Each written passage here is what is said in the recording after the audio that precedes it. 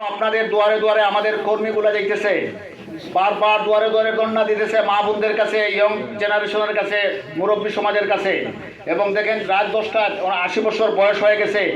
আপনাদের বাক্য উন্নয়ন পরিবর্তনের কাণ্ডারি দেওয়ার জন্য আমাদের বিশ্বনাথ উসমানীনগরের কাণ্ডারি হিসাবে মাননীয় সংসদ সদস্য প্রার্থী জননেতা আমার নিজাম ভাই বলেছেন, ওনার সমাজসেবার, শিক্ষার, মানুষের উন্নয়নের উনি স্লিপ দিয়েছেন। এই ব্যাপারে আমি কথা বলবো না।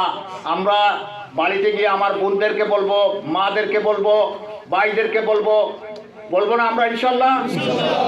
এই জন্য আমি আমার কথা আপনাদের এই আহ্বান জানিয়ে আমি আমার কথা এখানে সবাইকে অভিনন্দন জানাচ্ছি, ধন্যবাদ জানাচ্ছি এবং কৃতজ্ঞতা প্রকাশ করছি। আমি দুঃখ প্রকাশ করছি রাতের অন্ধকারে আপনাদের কষ্ট দেওয়ার জন্য।